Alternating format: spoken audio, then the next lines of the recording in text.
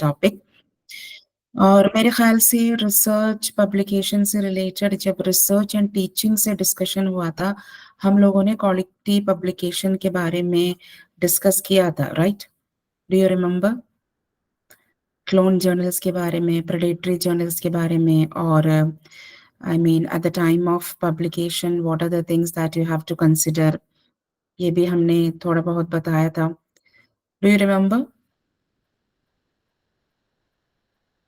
एक लिंक से जाकर मैंने एक दो I mean research publications journals के लिंक से के थ्रू भी स्क्रीन शेयर करके आपको बताया था कि what are the guidelines that you have to follow, किस किस तरह का गाइडलाइंस आपको फॉलो करना है when you are publishing your research papers.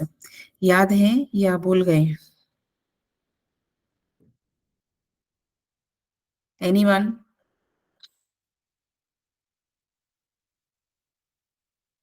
मैं सोच रही हूँ कि ये सब चीजें रिपीट करना है, मतलब what that was my point.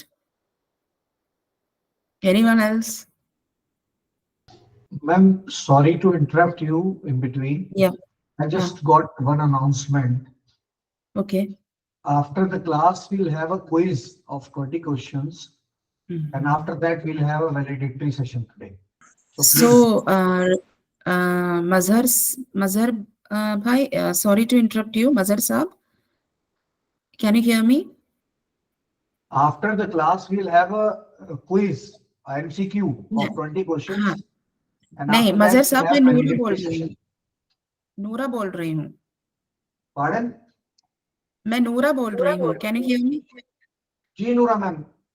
हाँ जी, मेरा सवाल है कि तो क्लास भी 3:30 to 5 रहेगा?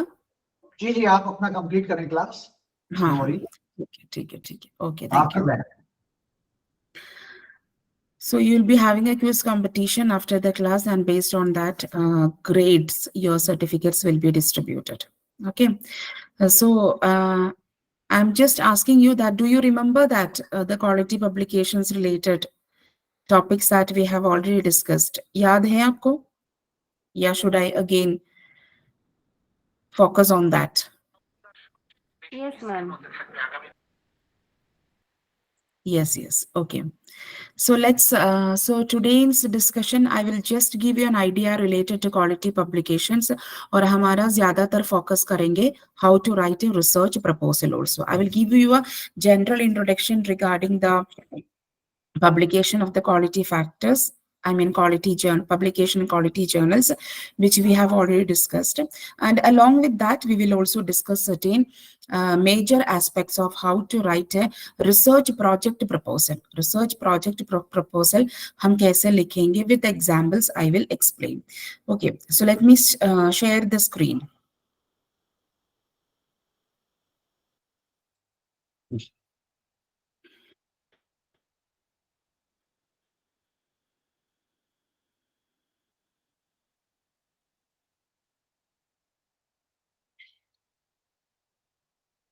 Is it visible? Yeah, ma'am. Is it visible? It is now Okay. visible. Yes, ma'am. Okay. So my point is that while introduction to last class we have already discussed related to the introductions. So every publication is quality publications. I am quite against this particular term that we are using. Publication should be quality. मतलब जब आप publish कर रहे हैं तो quality automatically उसमें आना तो चाहिए. So that is when we are moving on to the quality publications, there are certain points that we have to consider. Okay, जैसे मैंने पहले कहा था that the first one is the scope and the second one is the impact factor. I have already told you that whenever you are going to publish in a particular journal, you have to understand the area of research that that particular journal is covering. See, for example, social science का journal भी हो, उसमें social science के किस किस area पे focused है वो journal. कुछ journal ऐसा है कि अगर उनका area नहीं है, just for the sake of money, they will accept our publications. Okay तो इस तरह का नहीं होना चाहिए. आपको चेक करना है that whether the scope of the journal is in accordance with the topic and the area which you have already chosen. जो आपने already choose किया है उस area और उस topic से related है. Next one is impact factor. I have already told you that the impact factor that we are seeing in the Indian journals, which is giving the 3.5, 4.5, exactly that those are not the Thomson Reuters impact factor. Impact factor का ये मतलब है कि the average number of citations that the journal has been received within the last 2 years. Based on that, we are considering the impact factor. और ये impact factor भी जो है वो फिक्स नहीं है, वो मतलब आफ्टर एवरी 2 years वो चेंज हो जाते हैं, isn't it? लेकिन हमारा ये जो इम्पैक्ट फैक्टर जो दिखा रहा है, that is in the Indian journals, which we can not say that are the exact और the proper impact factor that we are seeing now. मान लीजिए अगर दिल्ली यूनिवर्सिटी में या JNU में कहीं पे भी आप अप्लाई करते हैं for the post of associate professor, आप इम्पैक्ट फैक्टर उस पे सारे डिटेल्स मांगते हैं. हम लोग इम्पैक्ट फैक्टर लिखेंगे 3.8, 3.7, हमारा अपना जर्नल्स का. हर एक पब्लिकेशंस का वो लोग पूछते हैं किस जर्नल में पब्लिश हुआ है, कितना उसका इम्पैक्ट फैक्टर है, मतलब किस ईयर में पब्लिश हुआ है. Every details in the Samarth portal we have to give, हम लोग देते हैं. लेकिन फिर फाइनली हमारा कभी कभी ऐसा आ रहा है कि योर एप्लीकेशन इज रिजेक्टेड. 10 साल का सर्विस है, आपका PhD है, 30 पब्लिकेशन है या 40 पब्लिकेशन है, फिर भी आपका एप्लीकेशन रिजेक्टेड है. Why? Because your journals are not, your articles are not being published in a journal which is having an impact factor. कुछ यूनिवर्सिटी में कि मेजॉरिटी ऑफ द यूनिवर्सिटीज आजकल ये कर रहे हैं.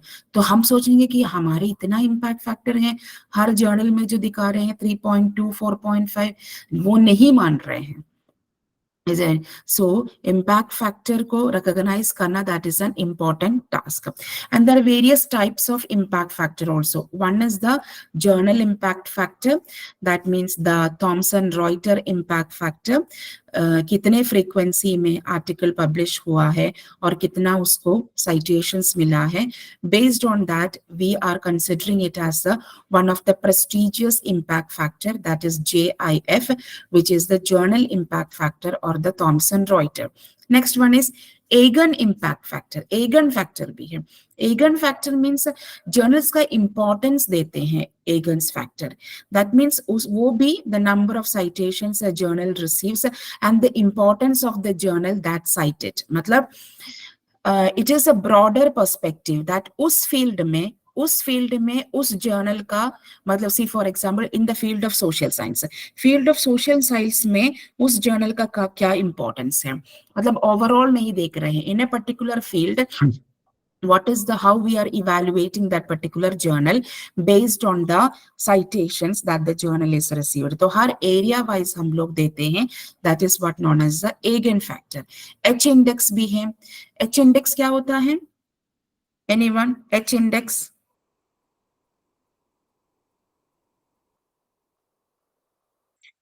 आप लोग पब्लिश करते हैं क्या, मतलब जर्नल्स में? लास्ट टाइम जब मैंने पूछा था you said yes you used to publish articles, publications, journals में आप लोग पब्लिश करते हैं, यस और नो? Yes ma'am. ओके. ये फिर किसी मतलब प्लेटफॉर्म में अपलोड करते हैं आप, ऑनलाइन या ऑफलाइन? शायद जी मैम, जैसे रिसर्च गेट हुआ, गूगल स्कॉलर वहाँ पे हम लोग अपलोड करते हैं. तो वहाँ पे एक स्कोर आता है मैम, H इंडेक्स करके, जो हमारे साइटेशन बताता है कि साइटेशन स्कोर बताता है कि प्रीवियस हमने कितने ईयर में कितने रीडर्स रहे हैं. Exactly. Thank you, sir. That means it considers the number of publications and the number of citations those publications have received. That is indicating the H index. That means ये typically individual researcher का होता है, but we are applying it to evaluate the impact of a journal also. Journal का impact भी हम लोग H index के through indirectly calculate करते हैं. तो ये मेरा कहना है कि जो भी आपका पब्लिकेशन है, लिंक्डइन के थ्रू, रिसर्च गेट के थ्रू, और TED.com करके भी, TEDx करके भी है, रिसर्च गेट, गूगल स्कॉलर, इसमें ये बहुत बड़ी चीज नहीं है. बस इसमें अकाउंट बना लीजिएगा और अपना जो पब्लिकेशन है उस पे अपलोड कर लीजिएगा, so that it is access to everyone, isn't it? वो डेटाबेस में रहेगा वहां पे, एंड इट इज वेरी, उसमें ये भी एक फायदा है कि अगर कोई कॉपी कर रहे हैं आपका जर्नल्स और पब्लिकेशंस कहीं से भी, और वो अगर उसको ऑनलाइन पब्लिश कर रहे हैं तो जल्दी पकड़ में आ जाएंगे, है ना, वेरी इजीली उसका कहीं ना कहीं से वो लोकेट करके कहेंगे कि that the journal is, I mean the article is being plagiarised, ये भी है। So that means it is, उसमें डरने की कोई बात नहीं, you have to put your quality publications in the platform, in the public platform, so that everyone can access to the researches that you have conducted. आपका research जो है, आपका जो मेहनत है, so that it be in the online platform, उसमें काफी अच्छे अच्छे discussions भी होते हैं। लेकिन हमारा इंडियन जर्नल्स और इंडियन आर्टिकल्स में मैंने ज्यादातर ये देखा है कि whenever you are publishing something, अगर आप किसी भी चीज को पब्लिकेशन लेवल पे लेकर जा रहे हैं, हम लोग उसका जो टूल, रिसर्च टूल्स शायद हमने बनाया होगा या अडेप्ट किया होगा या अडॉप्ट किया होगा, हम उसके पीछे मतलब जर्नल्स के नीचे एज एन अपेंडिक्स हम उसको अटैच नहीं कर रहे हैं, हम टूल को अटैच नहीं करेंगे। बाहर का मैक्सिमम स्टडीज देख लीजिएगा, they are attaching the tools also, वो लोग उस पे टूल्स भी दिखा रहे हैं कि किस किस स्केल हो या इन्वेंटरीज हो या क्वेश्चनर्स हो, इंटरव्यू हो, केस स्टडीज हो, whatever things is that we have made it, लेकिन हम लोग नहीं दिखाते हैं। ऐसा क्यों? Why we are not showing our research tools as an appendix in the research publications? Thesis में रखते हैं, थीसिस का अलावा मुझे नहीं लगता है कि किसी भी पब्लिकेशंस में हम लोग रखते हैं। Why it is so? ऐसा क्यों है? मैम अधिकतर ऑथर सजेशंस में देखा गया है कि टूल्स की रिक्वायरमेंट नहीं बोलते हैं वो लोग। हाँ, नहीं बोल रहे हैं ना वो लोग, मतलब या ज्यादातर इंडियन पब्लिकेशंस में नहीं बोल रहे हैं। This is the thing. Yes हाँ, मैंडेटरी ना रखते हैं ना हम दिखाते हैं उसको। ये होना चाहिए, आपने कैसे चेक किया है, जो भी साइकोलॉजिकल वेरिएबल्स हो, सोशियोलॉजिकल हो, पॉलिटिकल हो, सिविक्स से रिलेटेड हो, ज्योग्राफी से रिलेटेड हो, whatever aspects that you are publishing, आपने इसको कैसे चेक किया, ये दिखाना भी बहुत जरूरी है, isn't it? Next one comes the citation analysis. Citation analysis means we are examining the number of times article from a journal have been cited by the other researchers. ये भी एक citation, we are analyzing the number of citations. Okay. So these are the different types of impact factors. So while you are publishing a journal, an article in a journal, you have to consider this. Audience is also very important, to whom you are, to whom this paper is mentioned. तो उसी के हिसाब से आपको आपका language, आपका जो जिस chronological order में आपको उसको बना रहे हैं, so that is also very important, that who is going to read this kind of particular paper. तो जो भी jargons हो या जो भी languages हो that you are using, it will be according to this. And also you should be very careful while preparing the figures and the tables also. मैंने काफी journals हमारे research scholars का भी देखा है, because they never tables well organized way. Tables का जो interpretation भी जो है वो भी मतलब it's not up to the mark. Table में जो दिख रहा है वो एज सच बताते हैं हम लोग, लेकिन उसके वो देखकर आपको क्या समझ में आया वो भी लिखना बहुत जरूरी है, isn't it? टेबल में जो numbers, can you please mute yourself, कौन है? टेबल में जो भी चीजें दिख रहा है वो आप तो लिखेंगे ही, लिखेंगे एज एन इंटरप्रिटेशन में। अपार्ट फ्रॉम दैट कौन है? Can you please mute yourself?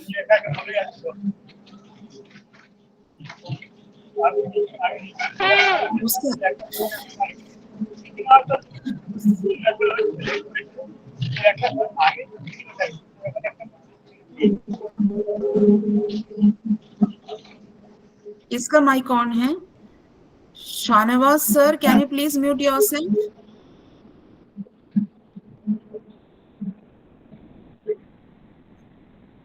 Okay, thank you. तो इस तरह का the tables also should be well organized and so that it will be easy to interpret. Okay, so these are the certain factors which we have to consider. और फिर मैंने clone journals के भी और predatory journals के भी बारे में भी कहा था। last time, that is also a factor which you have to consider. क्योंकि clone journals ऐसा हो कि ISSN number, website, URLs, everything will be the same. एक mirror version होगा, वो कहेंगे कि हम भी UGC केयर लिस्टेड में है, लेकिन वो होगा नहीं. That is what known as a clone journals. और प्रेडेटरी जर्नल्स ऐसा है कि वो लोग एक्सिस्ट ही नहीं कर रहे हैं, बस ऐसे ही हमसे पैसा लेंगे और हमारा पेपर पब्लिश भी नहीं होगा. लेकिन इसको कैसे आइडेंटिफाई करेंगे वो लास्ट टाइम मैंने बताया नहीं था. How to identify the clone journals and predatory journals. इतना आसान नहीं है, फिर भी हम लोग कोशिश तो कर सकते हैं in order to avoid the problems that is related with the fake journals or the clone journals or the predatory journals. That means check the journal's website information. Website पे जाकर उसमें you can find that there should not be any suspicious or misleading information. Okay, उनका लोगो देखना है, journal का title, domain name, कहीं ना कहीं तो कुछ ना कुछ फर्क तो होगा. एग्जैक्टली रिप्लिका नहीं कर सकते. उनका जो लोगो होता है, अभी कभी आजकल तो है स्कैनर कोड भी आ रहे हैं हर जर्नल्स के वेबसाइट पे. तो इस तरह का आप लोग चेक कर सकते हैं कि you can clearly search the website related to any kind of information which is fake. Okay, then evaluate the peer review process. That means peer review में जितना भी लोगों को नाम दिया है, reviewers का नाम दिया है, उसमें पूरा एड्रेस होगा. अगर एक अच्छा जर्नल है, they will give the complete designation, mobile numbers and email ID. उससे भी हम लोग चेक कर सकते हैं. एंड एक दिन में पब्लिश करेंगे, 2 दिन में पब्लिश करेंगे. Scopus indexed journals and UGC care listed journals won't publish in 1 day or 2 days. उनका एक प्रोसेस है. मैं ये नहीं कह रही हूँ कि they are taking more time, लेकिन इट इज अ प्रोसेस. वो प्रोसेस में जितना टाइम लगेगा उतना तो उसमें लगेगा ही लगेगा. That also you have to check. उसी तरह कॉन्टैक्ट इंफॉर्मेशन भी है. जर्नल का जो मैट्रिक्स है स्कॉपस में इंडेक्स्ड है, तो स्कॉपस के वेबसाइट में जाके चेक कर लीजिए कि whether this journal is existing over there. So इस तरह करके हम लोग कोशिश कर सकते हैं in order to make ourself to keep away from the predatory journals and also the clone journals. तो ये भी हमें एक चीज कंसिडर करना है. जैसे कि हम लोग ऑडियंस को कंसिडर कर रहे हैं, स्कॉपस में पब्लिश कर रहे हैं, तो इसी तरह प्रेडेटरी एंड क्लोन जर्नल्स को भी आइडेंटिफाई करना बहुत जरूरी है. And next one is that whenever you are publishing any paper, you should be very careful about the plagiarism. Plagiarism तो आपको पता होगा क्या होता है. ओके, तो प्लेजियरिज्म में हाँ, कॉपिंग अदर्स मैटर. प्लेजियरिज्म्स भी अलग अलग टाइप का है. एक तो डायरेक्ट प्लेजियरिज्म है, you are copying someone else work. उसके बारे में सबको पता है, word for word, without quotations, without citation, you are just copying others work. Paraphrasing करके भी जब हम लोग करते हैं वो भी प्लेजियरिज्म है.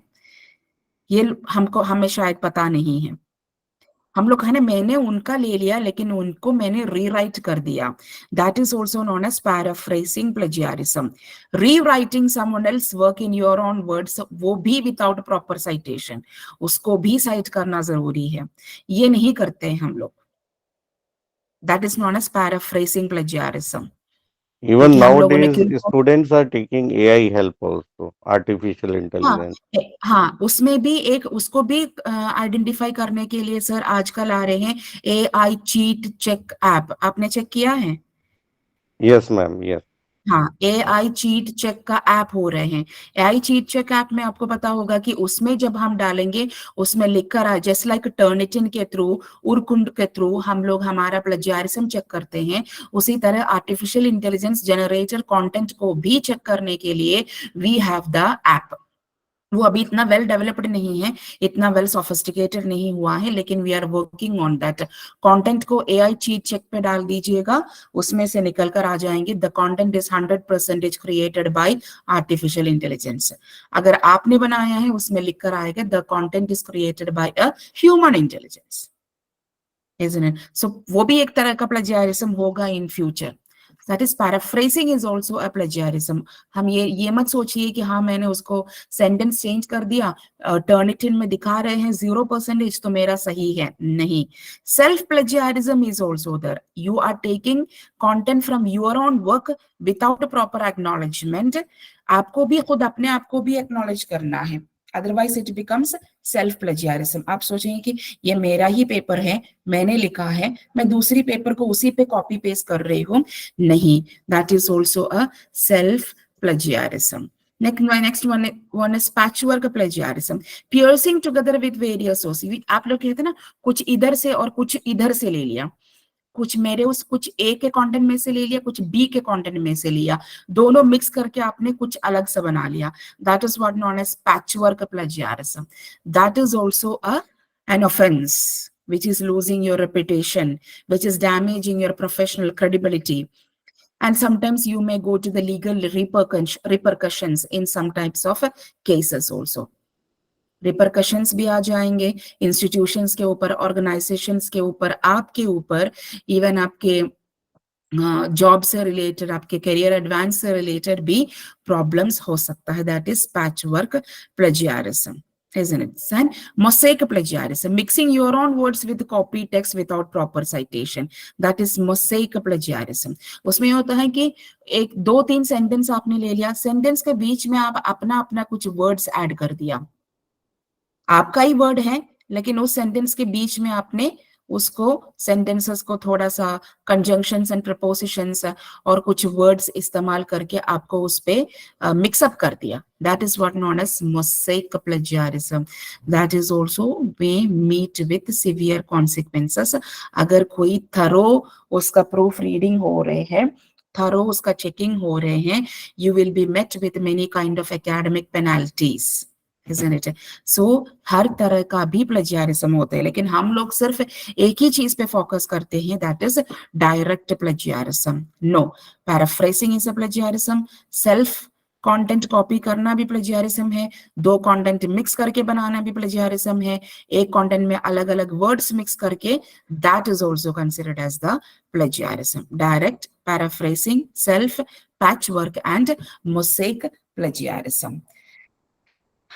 Did you get it? समझ में आ गए? Yes, ma'am. Okay. So better to avoid it. बस यही है उसका एक solution. You have to avoid the plagiarism. कैसे? Cite the sources. मतलब वैल्यू करना बहुत जरूरी है किसी और के काम को। Cite the sources. Wherever you are using the ideas, work, words, you just properly cite it, give it in the references and acknowledge the original source। Paraphrasing भी आप लोग कर सकते हैं। Paraphrasing किस तरह होना चाहिए? That means उसको पढ़कर उसमें से आपको जो समझ में आ गया वो अपने लैंग्वेज में लिखिए, क्विलबोर्ड वगैरह में डालकर नहीं। वो जो एक चीज पढ़ने के बाद what is your idea about it, what is your reflections about it, ऐसा लिखिए, उसी को हम लोग पैराफ्रेजिंग कह सकते हैं। You can use proper quotations with proper citations, you can manage, keep a track on the references and always use proper plagiarism detection tools like Grammarly, Turnitin, Urkund, like that. Various proper tools are there in order to check the plagiarism, and always use the tool. Always use these kind of tools in order to check the plagiarism. लेकिन one more thing I want to tell you is that किसी भी उसमें softwares में plagiarism detect करने के लिए अगर आपने डाल दिया, उनके डाटाबेस में से वो निकालना भी बहुत इंपॉर्टेंट है। If you are not removing it from there database, आप उसके डेटाबेस से रिमूविंग नहीं कर रहे हैं तो वो उनके डेटाबेस में रहेगा, ताकि फिर अगर आप पब्लिकेशन के लिए भेजेंगे तो वहां पे आपके पास लेटर आएगा that your publications is plagiarized। तो आप सोचेंगे ये तो मैंने अभी बनाया है, प्लेजियरिज्म जब चेक किया तो 14 या 13% निकल कर आ गया, आप 100% प्लेजियरिज्म क्यों निकल कर आ रहे हैं? क्योंकि वो लोग उधर भी इसको अगर चेक करने के लिए सेम सॉफ्टवेयर में डालेंगे तो ऑटोमेटिकली प्लेजियरिज्म निकल कर आएगा। जहां पे भी आप भेज रहे हैं, कंफर्म करिए कि वो अपने डेटाबेस से वो रिमूव कर रहे हैं, फिर आपको जहां पे भी भेजना है वहां पे भेज सकते हैं। यूजुअली लोग रिमूव करते हैं, हर वक्त ऐसा नहीं होता, but be very careful regarding this, क्योंकि वरना फिर आपके publication without plagiarism also it will show as plagiarized, क्योंकि वो जहां पे आपने भेजा था उसको सर्च करने के लिए उनके डेटाबेस में वो रहेंगे। This is a few things that I want to discuss related to quality publications. Now we'll move on to the major task, that is how to write a project. Excuse me, ma'am. Yes. Yeah, just I want to know that how much plagiarism is to be allowed in university, because it's differ from university to university. Of Somebody course, allows of course. 10%, somebody Hmm. allows 7%. Yes, So sir. actually, is there any standard guidelines or something? No, sir. No, sir. There is no. It is the autonomy of each and every universities. It is the autonomy of each and every publishing house in order to keep their own, benchmark for the, plagiarism. और कुछ universities ऐसा देते हैं कि हर chapter का, जैसे मैंने जब अपना पीएचडी सबमिट किया था, that was in university of Calicut, वहां पे ऐसा है कि हर चैप्टर का अलग अलग प्लेजियारिज्म चाहिए सर। इंट्रोडक्शन में Okay. 10%, रिव्यू में 15% हर चैप्टर का। लेकिन हमारे अलीगढ़ मुस्लिम यूनिवर्सिटी में ओवरऑल वो लोग दिखा रहे हैं कि हमें 10% से कम चाहिए। अगर आप कहीं पे पब्लिकेशन के लिए भेज रहे हैं, उनका आप गाइडलाइंस देख लीजिए, उसमें लिखा हुआ होगा कि we are accepting plagiarism of this particular benchmark. वो अलग अलग है। लेकिन हाँ, हम कहते हैं कि हम 20% भी एक्सेप्ट कर रहे हैं, 30% भी एक्सेप्ट कर रहे हैं, तो इतना तो नहीं रखते हैं कोई भी। That itself is a question mark regarding the authenticity of the journal. Maximum हम लोग मानकर चलते हैं sir 10% for an article and all. Okay, ma'am. Thank you. हाँ, क्योंकि ये हमारे, अगर वो लोग भी नहीं कह रहे हैं, हमारे एक कुछ जर्नल्स ऐसा होगा कि कुछ कहते ही नहीं है प्लेजियारिज्म से रिलेटेड, लेकिन फिर भी फॉर आवर सेफर साइड, बाद में अगर हमारा प्रमोशन आ रहे हैं, कोई हमारे अगेंस्ट आरटीआई डाल रहे हैं, हमारा प्रमोशन रोक रहे हैं, वहां पे केस फाइल कर रहे हैं, ये सब चीजें हटाने के लिए the best solution is that you can go for the 10%। Clear sir? Okay, ma'am. Thank you. Yes, ma'am. Okay. Hello Now I think Nora ma'am. yes. Hello Yes. Ma'am. Ah, ma'am yes, एक ma'am. Question है। Yes, sure, ma'am. मैं ये कह रही थी कि जैसे PhD thesis है वो सबमिट हो गया 2018 में ही, अवार्ड हो चुका है, तो क्या उसको जो Okay. है पब्लिश कराने के लिए फिर से प्लेगरिज्म देना पड़ेगा क्या? हाँ, yes, ma'am. देना पड़ेगा आपको। फिर से As such, PhD thesis के रूप में ही आप पब्लिश कर रहे हैं, तब तो कोई दिक्कत नहीं है। अदरवाइज, लेकिन जब भी आप पब्लिश करते हैं, it will be always recommended to check the plagiarism. Thank you ma'am, अगर हिंदी के लिए आप कोई सॉफ्टवेयर बता सकें हमें जिसपे हम अपना ये चेक करवा सकें? मतलब आपका thesis का हाँ, हिंदी में मैम। हिंदी में हाँ मैम, सॉफ्टवेयर हिंदी के, में अगर हमें करवाना। ओके, तो हिंदी मैम में ये थेसिस मैम हम लोग का। अच्छा, तो वो टर्निटिन में नहीं चेक होता आपका? हेलो, टर्निटिन में नहीं चेक होता? आपने अभी कभी चेक किया है टर्निटिन में? मैम, हम लोग के टाइम पर हिंदी का नहीं था मैम। अच्छा अच्छा, कोई उस वक्त सॉफ्टवेयर नहीं था, ये कह रहे हैं आप? जी जी। Okay okay okay. नहीं, अब मुझे लग रहा है कि अभी होगा। आई थिंक टर्निटिन से भी आपको हो जाता है, क्योंकि हमारे एएमयू में उर्दू का भी, अरबिक का भी पीएचडी थीसिस है, वो भी सबमिट हो रहे हैं, उनके प्लेजियारिज्म भी चेक हो रहे हैं। I think so. तो अभी जो ऑलरेडी अभी तक आपने चेक किया नहीं होगा, isn't it? No ma'am. Okay, just search it. Turnitin मेरे ख्याल से इट इज पेड। तो बाकी का भी मतलब मेरे ख्याल से टूल्स है which is being checked in the form of Turnitin में भी। एक दफा डाल के देख लीजिएगा, मैंने अभी तक किया नहीं है, बट आई थिंक हमारी यूनिवर्सिटीज में Hindi department, Urdu and Arabic department, even theology department भी है, उनका भी थीसिस वगैरह सबमिट होते हैं, वो लोग चेक करते हैं। तो I think there is an option, the Turnitin software. Thank you ma'am. Okay. I think Urdu, Turnitin is having such an option, and even though हाँ, AI को भी चेक करता है। उसके हाँ, एआई अपडेटेड भी आज वर्जन्स करते हैं, में भी है। अपडेटेड एआई जी। पे अपडेटेड एआई पे भी चेक हो रहे हैं। So I think so. Is there any other doubt? Okay, so shall I begin how to write the research project proposal?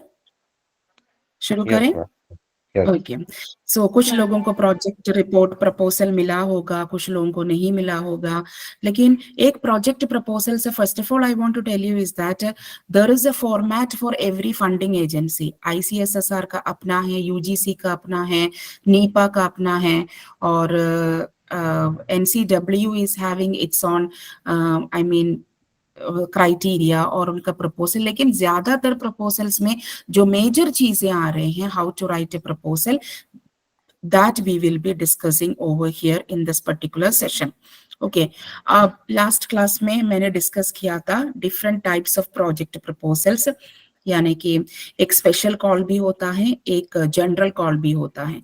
Special call को हम लोग सॉलिसिटर कहते हैं। मैंने कहा था आप लोगों से आईसीएसएसआर की वेबसाइट चेक करने के लिए, किसी ने चेक किया? जी मैम। हाँ, अभी एक आईसीसीआर प्रोजेक्ट में 2 तरह के प्रोजेक्ट्स मांगते हैं मैम, माइनर और हाँ मेजर। नहीं, यस। हाँ वो अलग बात है सर, माइनर और मेजर, माइनर और मेजर दोनों में आ रहे हैं। मतलब 5 लाख के अंदर है तो माइनर है, 5 लाख से ज्यादा मिल रहे हैं तो मेजर है। जी ठीक है, जी। तो हाँ, तो फिर आईसीएसएसआर ने अभी एक कॉल फॉर स्पेशल कॉल भी करते हैं। मतलब आईसीएसएसआर जनरली कॉल फॉर करते हैं every year from different topics and from different areas, उसको हम अनसॉलिसिटेड कहते हैं। जैसे कि मैंने यहाँ पे एक एग्जाम्पल दिया है, नीचे का जो है, ICSSR invites application from Indian social scientists for their research projects major and minor for 2023-24। ये जनरल कॉल है, उसमें education, economics, political science, geography, social science से जितना भी जुड़े हुए हैं सब लोग अपने अपने हिसाब से प्रोजेक्ट सबमिट कर सकते हैं। लेकिन एक सॉलिसिटेड है, that is special call for studies for the culture, history and geography of the scheduled tribes of India. उसमें जो है स्केड्यूल ट्राइब के ऊपर ही हम लोग रिसर्च प्रोजेक्ट कंडक्ट कर सकते हैं। उसमें भी उनका कल्चर, हिस्ट्री एंड ज्योग्राफी, और कोई चीज हम लोग उसमें से निकाल नहीं सकते। ठीक है, तो दैट इज सॉलिसिटेड। अभी भी आप सब लोग अप्लाई करिए, मतलब एक विकसित भारत का एक प्रपोजल उन्होंने कॉल फॉर किया है। हालांकि उनका पूरा डिटेल्स उसमें नहीं दिया है, लेकिन थीम्स दिया हुआ है। अभी से शुरू करिए थोड़ा बहुत उस पे फोकस करके and try to write a proposal. करेंगे ना आप लोग? Sure ma'am, sure. श्योर। अभी हम थोड़ा बहुत हम देखते हैं, अब इस क्लास के बाद होपफुली हम लोगों को थोड़ा सा आइडिया मिलेगा हाउ टू। मैंने ये जो लिया है आईसीएसएसआर का स्ट्रक्चर लिया है मैंने, क्योंकि हर साल वो लोग कॉल फॉर करते हैं, हर साल फंडिंग एजेंसी हमें फंड देते भी है। तो फॉर द सेफर साइड मैंने सोचा कि इन्हीं का ही एक स्ट्रक्चर दे लेते हैं। लेकिन हर प्रोजेक्ट में ऑलमोस्ट सेम है मेथडोलॉजी, ये सब चीजें। ठीक है, अब मैं सोच रही हूँ कि मैं एक एग्जाम्पल के थ्रू आपको समझाऊं। ज्यादातर हमारा प्रोजेक्ट है ना थीसिस से रिलेटेड ही है। थीसिस में जितना भी एरिया है, जितना भी टॉपिक है, उन्हीं से रिलेटेड है हमारा आई मीन स्ट्रक्चर भी, प्रोजेक्ट भी ऑलमोस्ट उसी की तरह है, तो आपके लिए आसान रहेगा। फिर भी I will explain a few tips. तो मेरा एक टाइटल है, मैंने ये दिया है। अब मान लीजिए हम सब लोग मिलकर इस प्रोजेक्ट पे काम कर रहे हैं, exploring the influence of celebrity worship on psychological well-being and body image dissatisfaction among adolescents। ये हमारा टॉपिक है। एक्चुअली ये मेरा टॉपिक है, अभी जो मेरा प्रोजेक्ट चल रहा है ना, उसका टॉपिक इससे रिलेटेड है। Exploring the influence of celebrity worship on psychological well-being and body image dissatisfaction among adolescents। Topic आपको समझ में आ गई? Yes ma'am. अच्छा, कैसा रहा टॉपिक? इंटरेस्टिंग। हाँ, ओके। तो इसमें इंडिपेंडेंट वेरिएबल क्या है?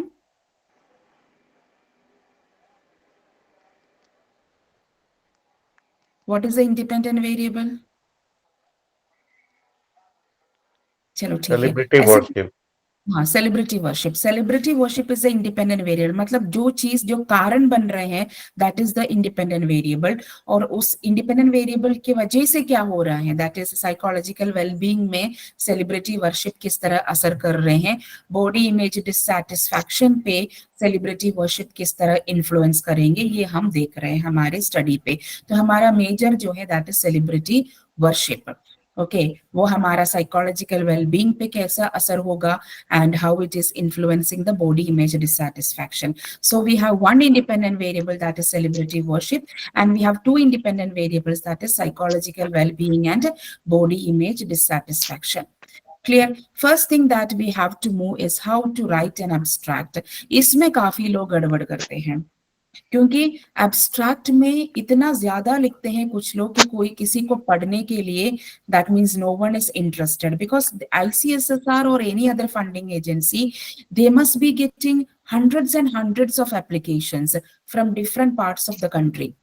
तो वो लोग पूरा नहीं पढ़ेंगे, they will be mainly looking on to your abstract, और abstract is very much important, and as far as abstract is concerned it should be catching, it should include all the information, all the major information should be included in the abstract. ऐसे नहीं कि flowery language में ज्यादा लिखकर उनको entertain करने के लिए नहीं लिखना है एब्स्ट्रैक्ट, ये गलत फहमी है।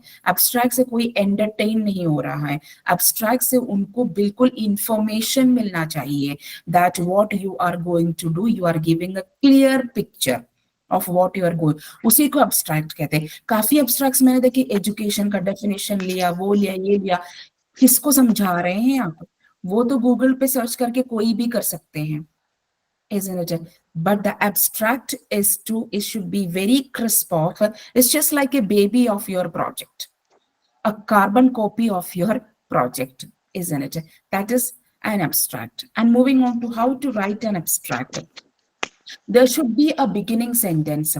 Okay, maximum 2 or 3, उससे ज्यादा लिखने की जरूरत नहीं है, which is giving a short and crisp introduction, a catching introduction related to the title of the project. Maximum 2 or 3 sentences में आप लोग लिख सकते हैं, that is what known as the a beginning sentence.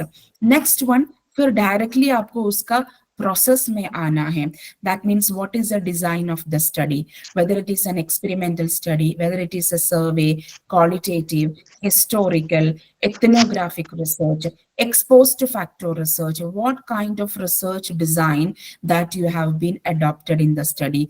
Next one comes the population, what is the target population जिस पे आप लोग काम कर रहे हैं. Next one comes the sample, किस सैंपल पे आप लोग काम करना चाह रहे हैं, and how will you select that sample, nature of the sample selection, number of, anticipate number of samples. Next one, research questions, objectives, research hypothesis इतना मैंडेटरी नहीं है, रिसर्च टूल्स आपने क्या क्या यूज किया है, द वैलिडिटी एंड रिलायबिलिटी उस tools का आप लोग कैसे एस्टैब्लिश करेंगे, स्टैटिस्टिकल टेक्निक्स या क्वालिटेटिव हो या क्वांटिटेटिव हो आप क्या क्या इस्तेमाल करेंगे, रिजल्ट और the educational implications. That means study conduct, conclusion ऐसा लिखना है, एब्स्ट्रैक्ट का कंक्लूडिंग सेंटेंस ऐसा होना चाहिए, what is that you are expecting after conducting this particular study, what implication or what benefit that you are expecting after completing this particular study. इस तरह complete होना चाहिए आपका abstract. It should be flooded with information about what you are going to do. Okay, starting from a beginning sentence, complete process, starting from the design, population, sample, nature of sample, sample selection, number of sample, objectives, research tools, validity, reliability, all the statistical techniques that you are using. Now let's see, I have given here a sample abstract. Can you read it? दिख रहा है क्या? Yes ma'am. हाँ, इसमें देख लीजिए, मेरे ख्याल से मैंने ज्यादातर जो मैंने कहा है वो इसमें इंक्लूड किया है. Celebrity worship is an excessive obsession towards celebrities. It is a serious concern in the present scenario as younger generation is shaping their life. Blindly following celebrities and adopting their lifestyle has become a threat to the self-identity. Body image is a serious concern for all the adolescents. Following crash diet, unhealthy consumption of protein fibers is hiding their self. That is a common phenomenon among adolescents. तो मेरा जो तीन variables था उससे related मैंने 1-2 sentences लिख के वहां पे खत्म कर दिया, isn't it? Next, I am moving on to next one. The study is descriptive survey research. मैंने बता दिया ये सर्वे है. 1000 higher secondary schools will be selected using simple stratified random sampling technique. वो भी मैंने बता दिया. किस टेक्निक से मैं सैंपल को कलेक्ट करूंगी, कहां से कलेक्ट करूंगी? From 8 government and 8 aided schools of western Uttar Pradesh from the districts of Aligarh, Bulandshahr, Mathura and Hathras. ये भी मैंने बता दिया. और फिर डाटा मैं कैसे कलेक्ट करूंगी? Celebrity obsession scale, psychological well-being scale and body image dissatisfaction questionnaire will be used to collect the data. मैंने वो भी बता दिया. और it will be standardized using Cronbach alpha and content validity. इस tools को कैसे standardize करेंगी वो भी लिख लिया. ANOVA, correlation, multiple regression and mean difference analysis, ये सब statistical techniques में use करूंगी. Last में मैंने लिख लिया, the result of the study will be a breakthrough in policy making and curriculum planning. इस तरह मैंने अपने abstract को complete किया. With a few beginning statements, moving on to all the methodology. इसमें उनको नजर आ रहे हैं कि मैं क्या करना चाह रही हूँ. फिर भी कुछ ना कुछ तो डाउट तो होगा, वो अलग बात है, लेकिन almost I have given an explanation related to what I want to do in my research. That is the sample of the abstract. उसी इस तरह एब्स्ट्रैक्ट को लिखना है, that what you are going to do. Is it clear? Ma'am, I have a question here. जी. Sometime many of the peoples are using the somebody else tools, standard tools. हाँ, बिल्कुल. So what are the criteria how they can use those certain standard tools in their research study? मतलब sir, how we can? How the other one researcher can use those certain standard tools in their research work? So first of all, you have to do that. There is always a problem of the copyright related to the tools. That is why I personally used to tell that whenever we are adopting the tool of anyone, या purchase करिए. अगर उन्होंने tool publish किया है then you can purchase it. कहाँ पे उन्होंने publish किया है वहां से हम लोग परचेज कर सकते हैं, और लेकिन उनको तो एक्नॉलेजमेंट आपको देना ही पड़ेगा. नेक्स्ट वन इज, अगर उन्होंने उसको पब्लिश नहीं किया है, directly we have to mail that particular person, take the consent from that particular person and then you can use the tool in your research. Or any either somebody else want to make some changes and again he or she can use again that you have to establish the validity and the reliability. That is not known as adapting. अगर see for example आपका tool जैसे मैंने पूरा completely लिया है, that means that I have adopted to your tool.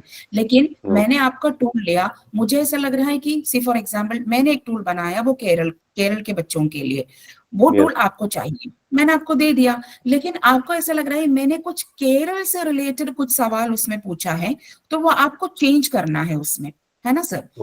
ताकि आपको इस्तेमाल करना है दिल्ली में, तो आप क्या करेंगे, आप उसको चेंज करेंगे. लेकिन चेंज जब करते हैं, again you have to establish the validity and the reliability. क्योंकि वैलिडिटी और रिलायबिलिटी का क्या मतलब है, एक टूल का एक एक आइटम कंसिस्टेंट है ना? तो आपने एक आइटम चेंज किया तो क्या पता उसमें चेंजेस भी हो सकता है ना सर? तो इसलिए दोबारा वैलिडिटी और रिलायबिलिटी एस्टैब्लिश करके अब फिर आप लिख सकते हैं, I have adapted this tool and established the validity and reliability. अच्छा, मेरा नेक्स्ट क्वेश्चन है मैम, जैसे कि आपने अभी बताया कि tools are copyrighted, so can you give some of the emphasize on this topic that how we can go for copyright? American psychology नहीं, वो सर कॉपीराइट जो है it's just like a patent. उसमें जो है आपको जब पब्लिश करता है तो ऑटोमेटिकली आपका कॉपीराइट बन जाते हैं उसमें से.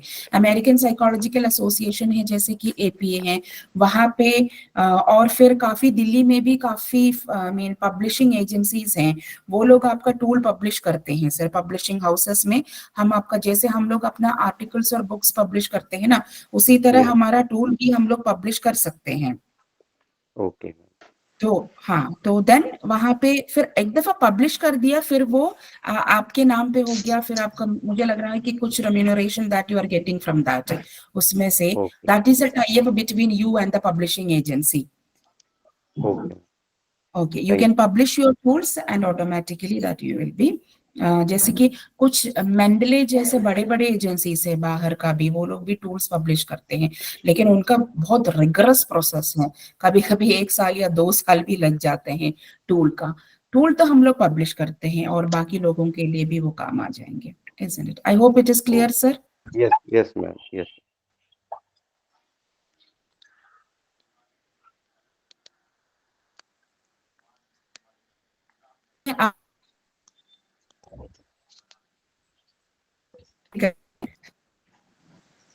I hope so. Okay. Next one. Next, usually it comes to the introduction. That is introduction of the proposed study. That means usually हम लोग क्या कहते हैं, ये भी introduction है, ऐसे ही लगा देंगे introduction, कहीं से copy paste किया, कुछ review add किया, तो बना introduction. Thesis में शायद चलेगा, लेकिन research proposal में नहीं. रिसर्च प्रपोजल में ये जो रिव्यू कमेटी बैठे हैं related checking of the research proposal, they will very rigorously check your introduction.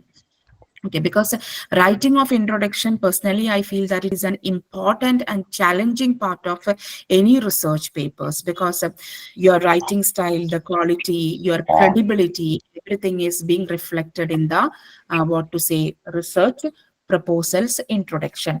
So because the introduction should mainly answer a few questions like, what am I writing about? Why is it important? And what do I want the reader to know about it? मेरे reader को क्या मिलना चाहिए? That should also be reflected in the introduction. That means there should be a strong opening. There should be a strong opening as far as an introduction is concerned, because we are grabbing the reader's attention. Okay, reader's attention को हम लोग grab करते हैं introduction में. See, for example, when you are going to an interview, can you please mute? मेरे ही आवाज आ रही है क्या? Saeed Ahmed sir, can you please mute yourself? Thank you. So, while we are moving on to the interview, usually they will ask us to introduce yourself, है ना? वो क्यों कह रहे हैं हमसे? Usually वो लोग कहते हैं कि आप अपना introduction दे दीजिए. क्यों? हमारे पूरे CV उनके हाथ में है, हमारे बारे में सब चीजें उनको पता है, फिर भी इंट्रोड्यूस करने के लिए क्यों कह रहे हैं? Why they are asking us to introduce ourselves?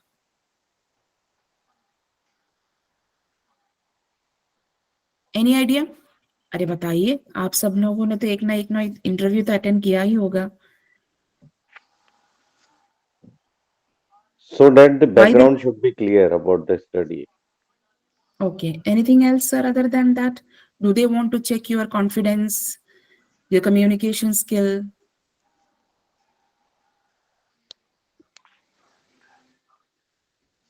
हो सकता है. It that means makes a whole outline of the research, that in which direction you are going to make the study and what you are going to research and all. Yeah, exactly. So that means which introduction should always grab the attention. It is an opening. It gives an overview of the research that you have chosen, and there is no need to go too in-depth introduction. Okay. That means very plainly, very clearly आप introduce करिए. ज़्यादा deep जाने की उसमें कोई ज़रूरत नहीं है.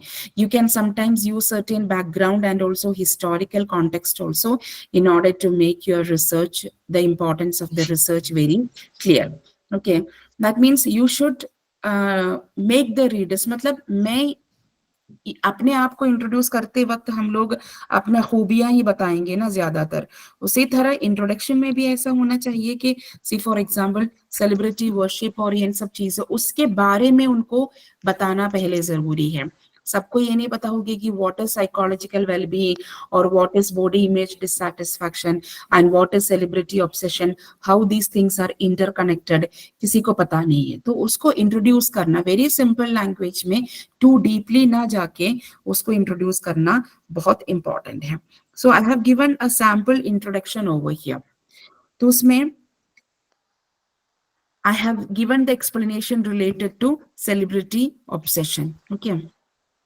It was first coined by Machen and Maltby, और सेलिब्रिटी वर्शिप सिंड्रोम के बारे में मैंने कहा है, जैसे कि हमारे बच्चे जो हैं सेलिब्रिटी से इतना ऑब्सेस्ड हैं, वो लोग एंटरटेनमेंट लेवल पे जाकर अभी डिसीज लेवल पे पहुंच गए हैं। उस डिसीज को हम लोग कहते हैं celebrity worship syndrome.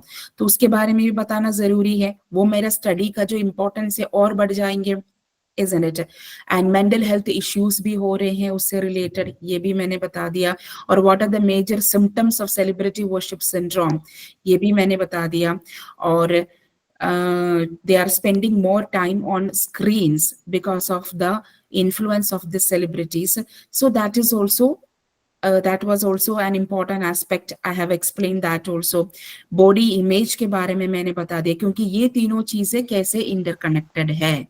This is what known as an introduction. If you are taking any variable or if you are taking any kind of study, उसके बारे में उनको बता दीजिएगा। Okay, that is why you have to introduce yourself. इसमें कुछ research studies पुराना आपको ऐड करना है, आप ऐड कर सकते हैं, मतलब लेकिन इससे मिलता जुलता होना चाहिए, मतलब it should go hand in hand. ऐसा नहीं कि कहीं ना कहीं से कुछ उठा के आपने लिख लिया। आप लोग ये कह रहे हैं कि हमारे बच्चों का सेलिब्रिटी ऑब्सेशन हर साल बढ़ रहे हैं, कहाँ से मिला आपको ये इन्फॉर्मेशन? कुछ स्टडीज होगा, वो स्टडी कोड कर लीजिएगा, कोई दिक्कत नहीं। तो इसी तरह you have to make more attractive related to the introduction. उसमें वेरी क्लियर होना चाहिए कि किस चीज के बारे में, on what topic that you are going to study. This is what known as a simple introduction, on what topic that you are going to conduct the study. So अब तो इंट्रोडक्शन हो गया। After writing the abstract we have introduced our topic. तो अब पढ़ने वालों के बारे में काफी इंफॉर्मेशन है ना, कि आपके टॉपिक का डेफिनेशन, मतलब, इंटरकनेक्शन, इन्फ्लुएंस, ये सब चीजें उनको समझ में आ गई। And next usually comes that is related to the major research work reviewed. International भी होना चाहिए, नेशनल भी होना चाहिए। क्रिटिकल, मैंने कहा ना कॉपी पेस्ट मत करिएगा, read the abstract of all the works, उसमें से आपको क्या समझ में आ गया that you can put in the research works. That is it should be a just of the matter, क्योंकि ICSSR जैसे मतलब फंडिंग एजेंसीज का जो आप लोग अगर उनका ऑनलाइन प्लेटफॉर्म देखेंगे जिसमें आप लोग ये सब चीजें अपलोड करते हैं, ज्यादा लिखने के लिए स्पेस नहीं है। वो कह रहे कि अब 20 रिसर्च स्टडीज लिखिए इतने वर्ड्स में, तो कैसे लिखेंगे हम लोग? एक एक सेंटेंस लिखना होगा, कभी कभी 1-2 सेंटेंस में कंप्लीट करना होगा। सो ये भी हमारे लिए बहुत चैलेंजिंग जॉब है। हम जैसे PhD में लिखते हैं ना पूरा पूरा पैराग्राफ, वो नहीं लिख सकते। शायद एक स्टडी के बारे में 2 और 3 सेंटेंसेस ही लिख पाएंगे, लेकिन सारी चीजें उसी में आना चाहिए। That is the power of language that you are using over here. तो रिसेंट स्टडीज से रिलेटेड एक क्रोनोलॉजिकल ऑर्डर में you can arrange your national and international work, लेकिन ध्यान रखिएगा कि उन्होंने अगर पर्टिकुलर नंबर दिया है इतना स्टडीज चाहिए, तो उतना स्टडीज आप लोग लिखना ही पड़ेगा, उतने ही वर्ड लिमिट में। That is what my point. Okay, हर वक्त रिव्यू मतलब पॉजिटिव नहीं लिखिएगा, कुछ नेगेटिव रिजल्ट भी अगर आ गए हैं, कुछ कॉन्ट्रास्ट रिजल्ट भी आ गए हैं। क्या पता एक ऐसा स्टडी किसी ने किया है कि सेलिब्रिटी वर्शिप से बच्चे बहुत खुश हैं, ऐसा भी होगा स्टडीज, तो आप उसको नेग्लेक्ट करेंगे? नहीं, कंपेयर करके कॉन्ट्रास्ट वाला भी अगर आपके दिमाग में आ रहे हैं, वो भी आपको इंक्लूड करना है, because you have to discuss the controversial aspects also. That is also very important. कुछ लोग ऐसे करते हैं, नहीं नहीं ये हमारी स्टडी के रिजल्ट के अगेंस्ट होगा। नहीं, वो भी रखिए और उसको चैलेंज करिए। रिव्यू का मतलब तो यही है ना, रिलेटेड स्टडीज का, isn't it? So that is also you have to give and you have to challenge the different kind of studies. Okay, next one is identification of the research gap. That is also very important. तो identification of research gap का क्या मतलब है?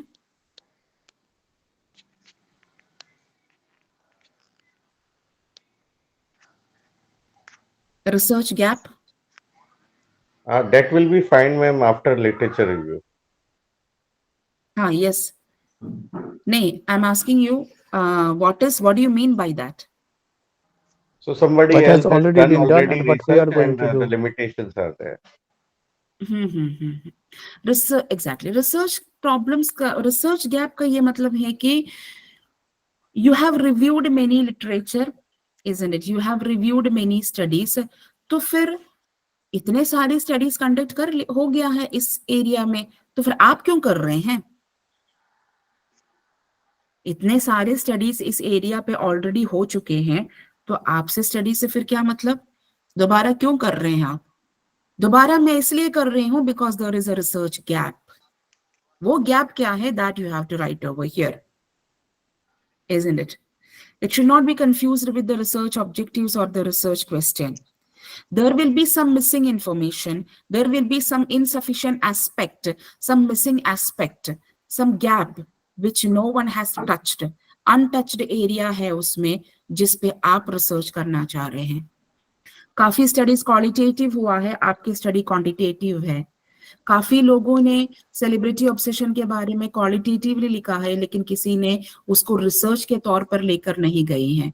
Body image dissatisfaction और celebrity obsession से जुड़े हुए किसी ने भी कोई स्टडी कंडक्ट किया नहीं है. और वन मोर थिंग, ऐसा मत लिखिए कि no one has conducted any research. That sentence is wrong. वो हम लोग एकेडमिक और प्रोफेशनल सेंटेंस नहीं कहते हैं. आइडेंटिफिकेशन ऑफ रिसर्च गैप में अक्सर ऐसा लिखिए कि the researcher didn't come across any study like this.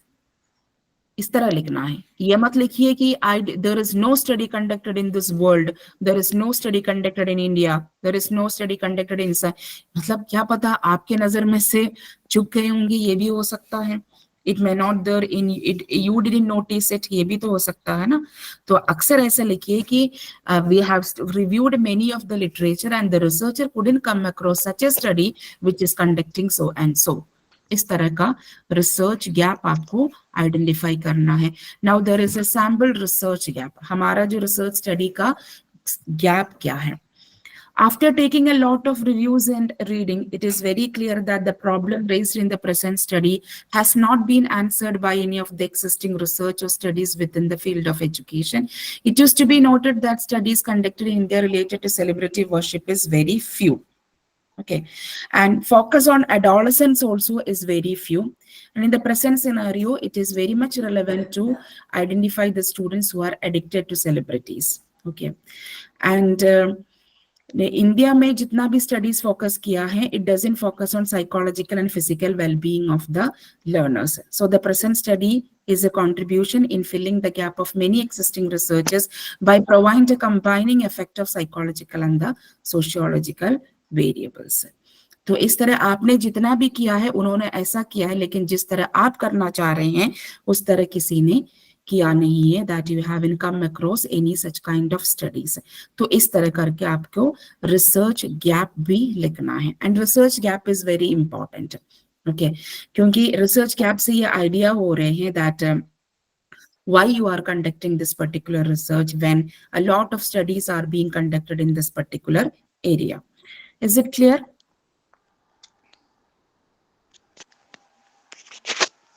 So Yes, ma'am.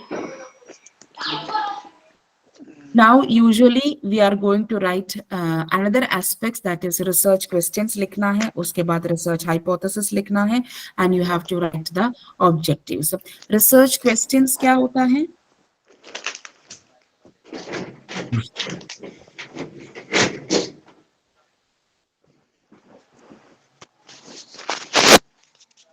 Research questions.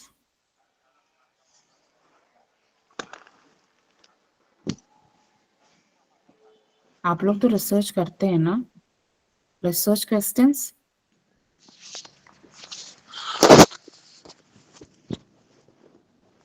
चलिए ठीक है.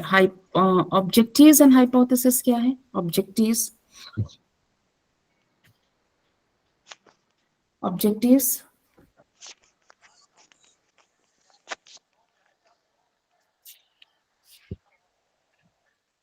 Objectives are the goals set for the research study, ma'am. Okay. So when you are setting a goal, before setting a goal, there will be some queries in your mind. That is what known as a research questions, isn't it?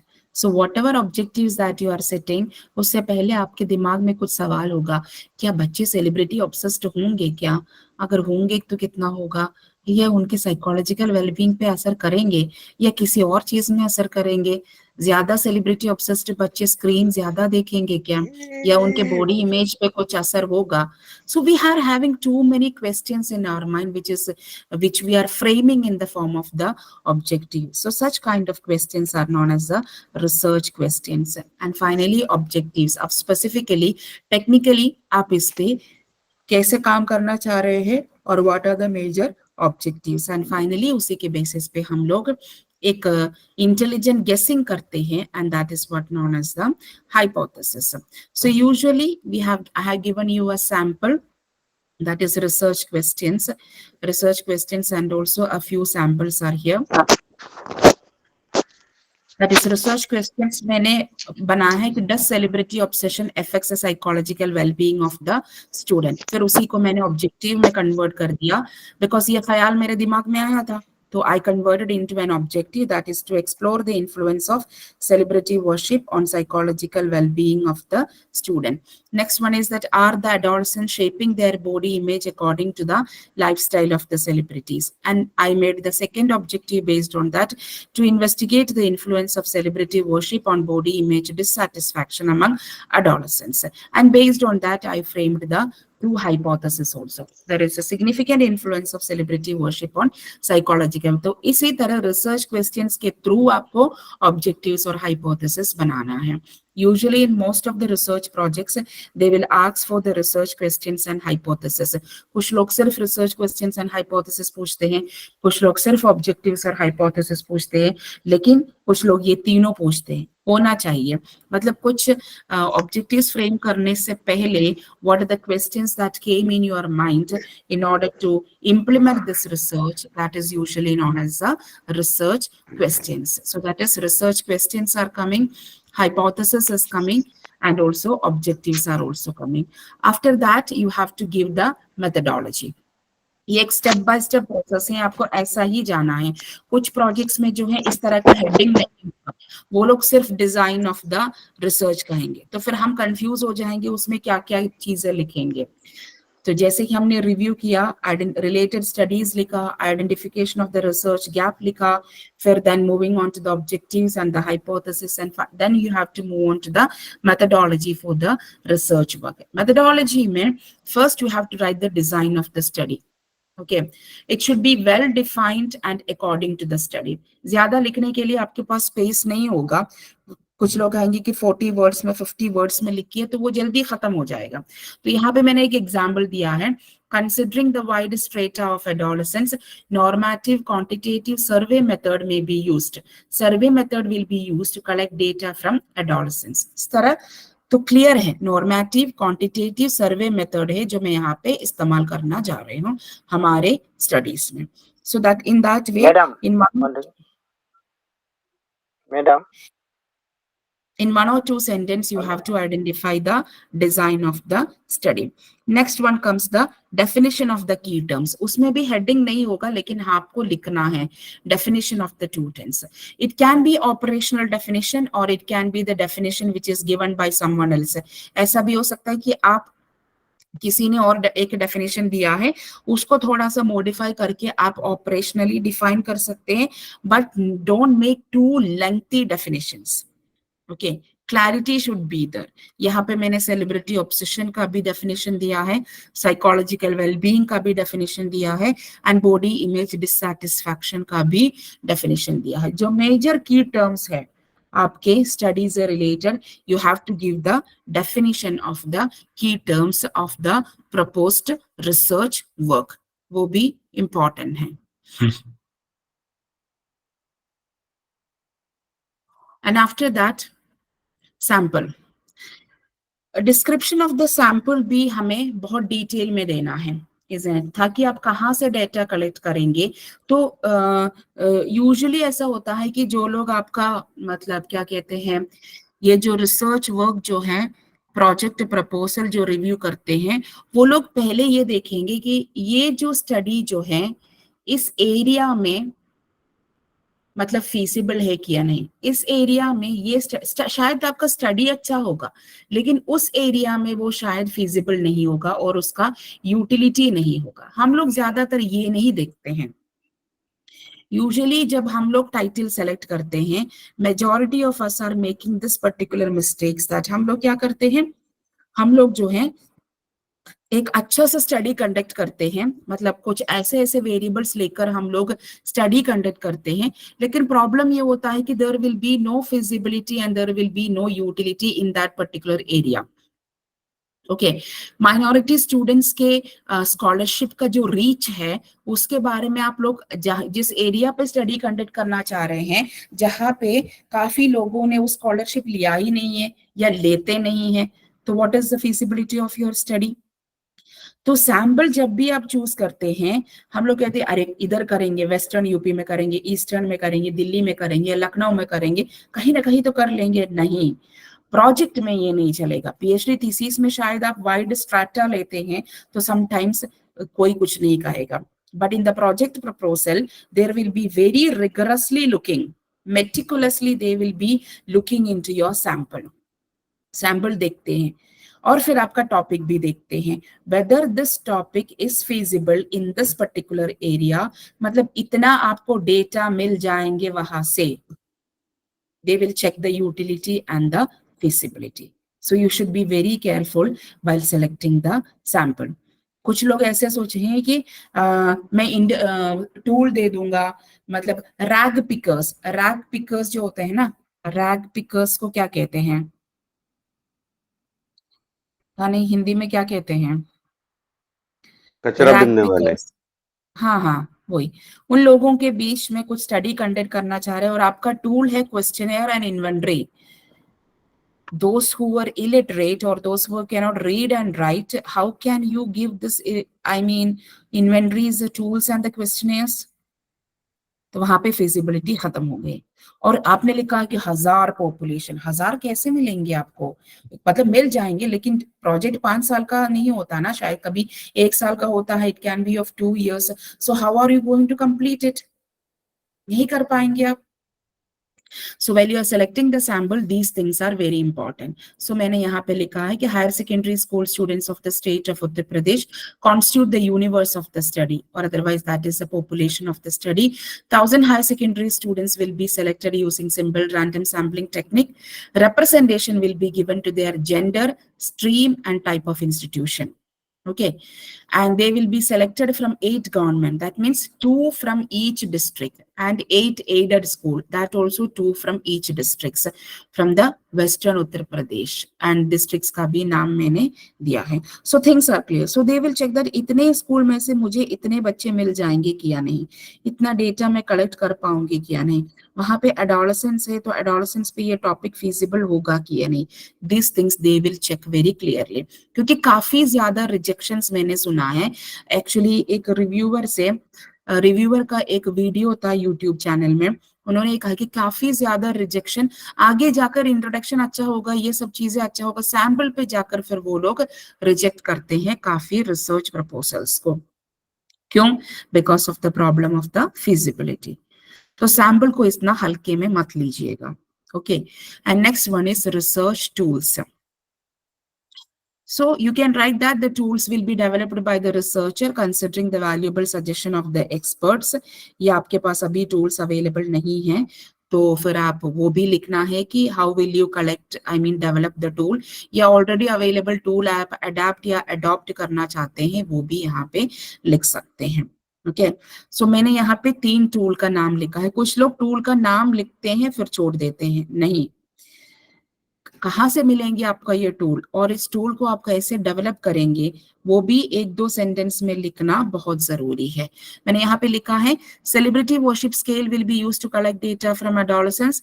The content validity of the scale will be established by content validity index and the reliability will be established through the Cronbach alpha method.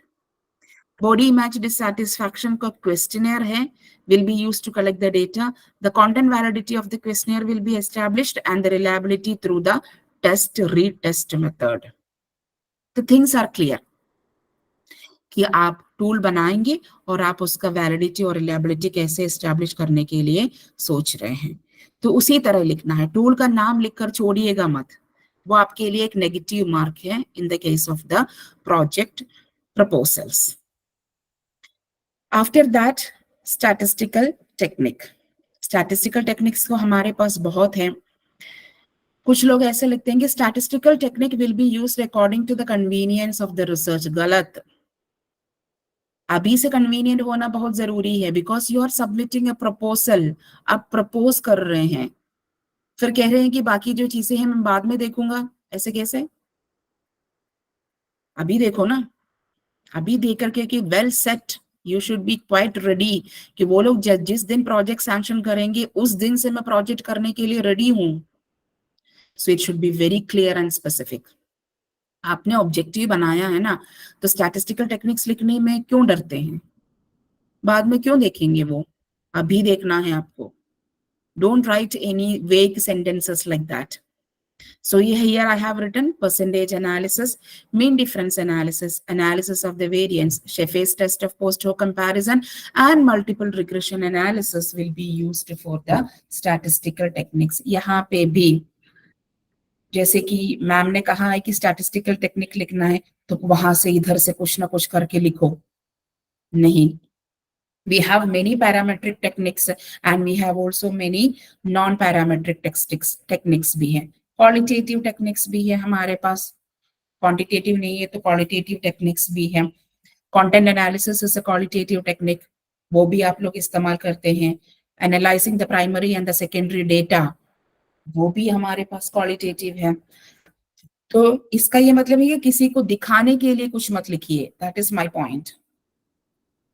Right मैंने percentage analysis लिखा क्यों? मेरे पास हर point का valid reason है। ये मत सोचिए कि अगर मेजर प्रोजेक्ट आपको अवार्ड करना है, ICSSR will call you for the interview. Online interview आजकल कंडक्ट करवा रहे हैं, पहले तो ऑफलाइन था। जैसे आप प्रोजेक्ट सबमिट करेंगे उसमें से कुछ प्रोजेक्ट को सेलेक्ट करके कुछ लोगों को इंटरव्यू के लिए कॉल फॉर करेंगे, उसमें से कुछ लोगों को क्या करेंगे, वो लोग सेलेक्ट करेंगे, सबका सिलेक्शन नहीं होता। तो वो पूछेंगे आपने लिखा है परसेंटेज एनालिसिस, क्यों करेंगे आप percentage analysis? You should have a perfect answer for each and everything what you have written in the interview. तो सोच समझ के लिखिए। परसेंटेज एनालिसिस मैंने क्यों लिखा? मेरे पास जवाब है। I want to identify the percentage of students in the entertainment level, in the intense level, and also in the pathological level of celebrity obsession. Mean difference analysis क्यों लिखा? Because I want to conduct the t test. मैंने stream लिया है, gender, locality, stream of education लिया है, तो उस पर मुझे टी टेस्ट कंडक्ट करना है। अनोवा एक के दूसरे पे इन्फ्लुएंस चेक करना है ना, तो मैं अनोवा इस्तेमाल करूंगी। और शेफे क्यों? अगर अनोवा पॉजिटिव निकल कर आ गई, सिग्निफिकेंट निकल कर आ गई, तो मुझे उसका पोस्ट होक भी कंडक्ट करना है, उसके लिए मैं शेफे करूंगी। मल्टीपल रिग्रेशन क्यों? एक नहीं, दोनों का इंपैक्ट मुझे देखना है एक के ऊपर, तो मैं मल्टीपल रिग्रेशन करूंगी। So you should have a valid reason for each and every statistical techniques and every point that you are keeping in your mind.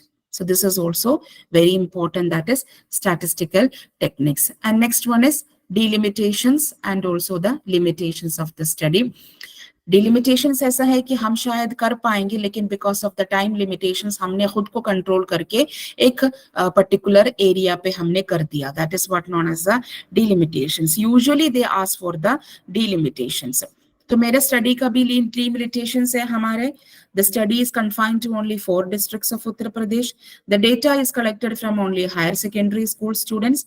The data is collected from aided and government schools. CBSE schools are not considered over here. These are the delimitations of my study. तो इस तरह भी हम लोग डिलिमिटेशंस भी बहुत specifically 3, 4 या 5 points में हमें लिखना है। इतना ज्यादा मत लिखिए कि पूरा डिलिमिटेशन ही हो जाए आपको, तो फिर आप स्टडी क्यों कंडक्ट करेंगे? That may be the next question. So after statistical techniques you should be very clear about the delimitation. Next we are moving on to the expected output. ये भी पूछते हैं वो लोग, है ना। Apart from the objectives of the study, objectives तो आप अचीव करेंगे ही करेंगे, तो ऑब्जेक्टिव्स नहीं बोलना है यहाँ पे. Apart from the objectives, what are the other output of the research in addition to the speculated objectives? That is what known as the expected output. मतलब रिसर्च ऑब्जेक्टिव्स तो आप सेटिस्फाई करेंगे ही करेंगे कंफर्म. उसके अलावा what are the output that you are getting from this project, ये आपको इस पे लिखना है. एग्जाम्पल मैंने यहाँ पे लिखा है two research papers in reputed journals. I will publish 2 research papers after collecting the data. और मैंने ये कहा कि the level of celebrity worship among adolescents will be informed to the parents and teachers. मैं उनको एक मतलब मॉडल मतलब बताऊंगी कि आपके बच्चे मतलब पैथोलॉजी के लेवल पे यानी कि डिसीज लेवल पे जा रहे हैं because they are moving from the in the entertainment to the pathological level. Guidance and counseling interventions में करूंगी to help the students to enjoy their celebrities at an entertainment level. Celebrity को obsess ना होके celebrity को मतलब enjoy करे celebrities के achievement को, वो ज्यादा obsess ना हो, वो उनके दिमाग में और उनके बॉडी में काफी असर है. So these are the expected output other than satisfying the objectives. So that also should be very clear.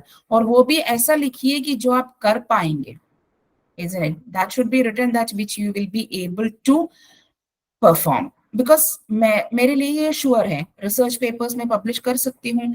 Parents को इन्फॉर्म करना मेरे लिए भी आसान है क्योंकि जब भी डेटा में कलेक्ट किया है मैंने सारे पेरेंट्स का फोन नंबर बना लिया है, तो I can make a link या स्कूल के डेटाबेस हैं उसमें मैं ये इंफॉर्मेशन दे सकती हूँ स्कूल वालों को, वो पेरेंट्स को इन्फॉर्म करेंगे.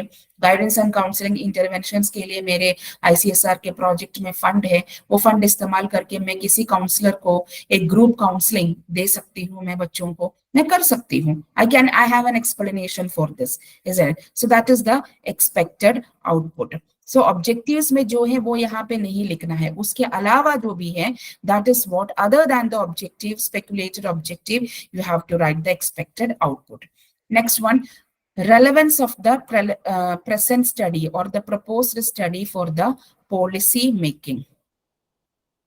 मतलब आपके स्टडी का जो रिजल्ट है वो पॉलिसी मेकिंग में कैसे मतलब how it will be helping.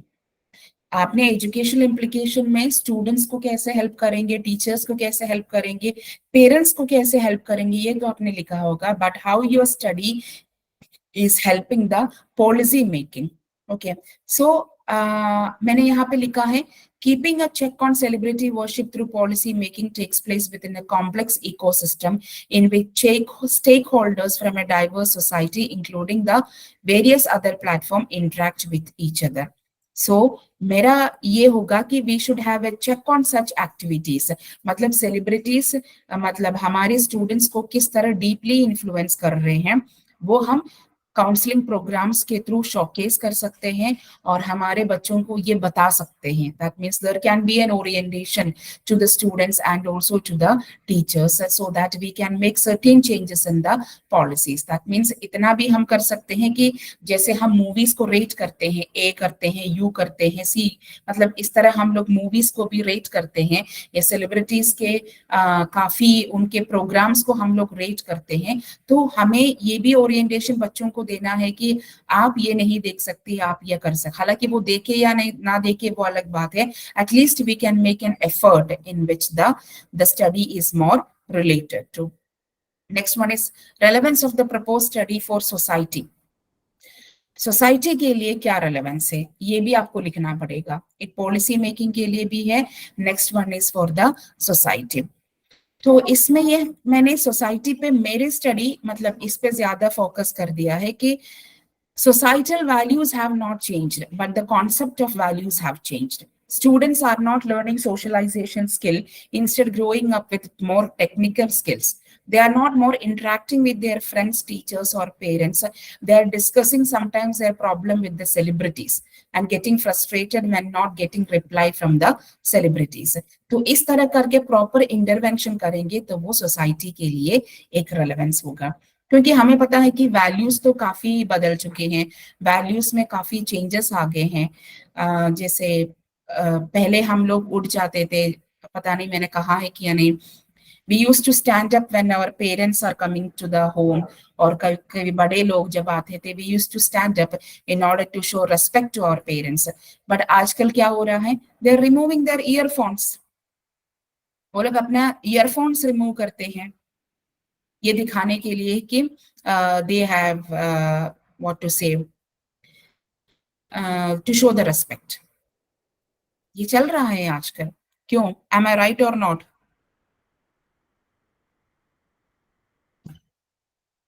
Yes ma'am. Right ma'am. Exactly क्योंकि वो उनका आगे जाकर वो भी नहीं होगा, ये भी हमें मतलब एक्सेप्ट करना ही पड़ेगा, because interaction is very low, because they are more having the technical skills rather than the social skills. ठीक है, so that is also one of the aspects that we can see. And the next one is references. जितना भी आप लोग proposal में site किया है वो सारे रेफरेंसेस इंक्लूड होना है क्रोनोलॉजिकल ऑर्डर में. जो भी फॉर्मेट वो फंडिंग एजेंसी कह रहे हैं, एपीए है या एमएलएम है, कहीं पे जो भी हो वो आपको फॉलो करना जरूरी है. उसके बाद आपको फाइनेंशियल असिस्टेंस भी लिखना है, because first of all you have to identify whether it is a minor project और a major project. Minor project हो it will be up to 5 lakhs, up to 5 lakhs नहीं, 4,99,999 तक माइनर प्रोजेक्ट है. 5 लाख और 5 लाख से ऊपर है वो मेजर प्रोजेक्ट है. Okay, so just you have to identify whether it is a minor project or a major project. And different funding agency ने पहले ही बताया होगा कि किस किस हेड में कितने कितने पैसे हैं. इक्विपमेंट के लिए इतना, फील्ड ट्रिप के लिए इतना, रिसर्च असिस्टेंट के लिए इतना, कंटिजेंसी में इतना, मिसलेनियस में इतना, ट्रैवल में इतना, लॉजिस्टिक्स में इतना करके पूरा पहले ही दिया होगा. So you have to check it very clearly, और उसकी बेसिस पे आप लोगों को हर एक हेड में पैसा डिस्ट्रीब्यूट करना है. 5 लाख का या 10 लाख या 20 लाख का कितना मैक्सिमम वो लोग देते हैं, उतना मैक्सिमम अमाउंट आपको हर हेड में स्प्रेड आउट करना है, यानी कि बाइफरकेट करना है. ओके, और हर हेड में इतना पैसे जब भी आप लोग रखते हैं, इंटरव्यू के टाइम पे वो लोग पूछेंगे आपको इक्विपमेंट में इतना पैसा क्यों चाहिए आपको, तो हम बताएंगे हमें सॉफ्टवेयर भी लेना है और किसी तरह का इक्विपमेंट और हमें लेना है. तो इस तरह का जस्टिफिकेशन होना चाहिए. वरना वो लोग करेंगे आपने तो 20 लाख का प्रोजेक्ट लिखा है, 20 तो हम लोग नहीं दे सकते, हम लोग 10 ले सकते हैं. 10 लाख लिखते हैं तो कहते हैं कि हम लोग 9 देंगे आपको या 8 देंगे आपको, इसमें आपने बहुत ज्यादा फंड लिखा है. लेकिन we have to give the justification. आप अपना जस्टिफिकेशन बता दीजिए, है ना, कि मैंने इसलिए लिखा है बिकॉज मुझे ये सब चीजों की जरूरत है. That is the thing of the financial assistance. Now moving on to certain common mistakes that you are creating while you are preparing the, research projects. Research projects में we used to make certain common mistakes. That means first of all plagiarism, वो नहीं होना चाहिए. Research questions का context आपको पता नहीं है कि क्यों आया है रिसर्च क्वेश्चंस, और साइटेशंस नहीं करते हैं कुछ लोग. रिसर्च क्वेश्चंस के बेसिस पे नहीं बनाते हैं ऑब्जेक्टिव्स एंड हाइपोथेसिस, और प्राइमरी मेजर ऑब्जेक्टिव में फोकस करके जो उसका माइनर ऑब्जेक्टिव है उसको फोकस नहीं कर रहे हैं. कुछ लोग माइनर में ज्यादा फोकस करके मेजर ऑब्जेक्टिव मिस करते हैं, और you are trying to change the reader's opinion on that topic. मतलब किसी को परसुएड करने के लिए नहीं प्रोजेक्ट कर रहे हैं. प्रोजेक्ट कुछ सवाल का जवाब मिलने के लिए कर रहे हैं. तो project should be always like this. इस प्रोजेक्ट में सबको चेंज कर दूंगा, नहीं, इस प्रोजेक्ट के मेरा रिजल्ट सबको चेंज कर सकते हैं. That is the thing. Okay, and also there should be a particular flow. जैसे मैंने कहा ना, वो मतलब starting from the review of related, research gap, objectives, methodology में भी सैम्पल, टूल्स, इस तरह करके एक लॉजिकल फ्लो होना बहुत जरूरी है. Don't make the proposal too long and it should not be too short. APA हो या एमएलएम हो, whatever style they have asked, you should be very clear about it. Don't use too many citations. सबको cite किया तो आपका क्या है उसमें. And always go for the proofreading and also for the spelling and the grammatical errors. So yes, कुछ common mistakes है which we all do, especially in the case of the project proposals. और उसमें मैं ये बता रही हूँ कि proposals बहुत ज्यादा आते हैं, प्रपोजल्स बहुत ज्यादा आते हैं, प्रपोजल्स हजार के ऊपर भी आते हैं, बहुत ज्यादा आते हैं प्रपोजल्स।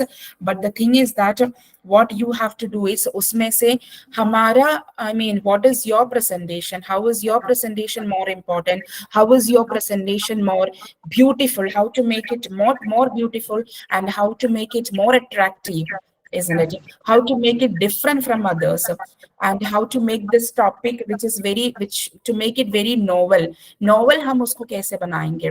मतलब जो रेगुलरली सब लोग कर रहे हैं उसी को उठाकर आपने सेकेंडरी में किया, आपने हायर सेकेंडरी में किया, रेलेवेंस शुड बी देयर कि ये आपका प्रोजेक्ट है, ठीक है?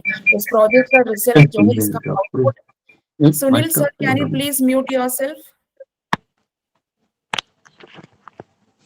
Sunil sir, can you please mute yourself? तो इसका रिजल्ट जो है पीएचडी थीसिस की तरह आपके अलमीरा में नहीं, वो बहुत आगे जाएगा, isn't it? It even goes to the ministry also, that what is the research result of your projects, isn't it? So be very careful when you are submitting the proposal, and keep trying to submit the proposal. Keep always open your ears and eyes towards different funding agencies when they are calling for the research proposal. Mentally prepare yourself with the topic and submit the project and grab the project. All the very best. Thank you so much. Thank you so much, madam. It was actually, your all seasons are very informative and very fantastic. Thank you. Thank you. Thank thank you, you Nora ma'am, ma'am. बहुत अच्छा लगा। Thank you, sir. Thank you so much ma'am. Thank you. Thank you. Thank you. Thank you, my ma'am. friends, in fact, I'm highly grateful to Nora ma'am, because today it was a sudden fallout. In fact, one of our seasoned professor and seasoned resource person, Professor Asadullah Khan, was supposed to speak on this topic, that is quality publications, who is the director of IQAC. But unfortunately, he has got some engagement and he refused at the last time. And then I requested Nora ma'am to do the needful. So definitely it was very good. Thank you, ma'am. Ma'am is available for another couple of minutes to us. So if you want to ask any question or if you want to share anything, definitely you can. Yes, Friends, sure. it's over to you.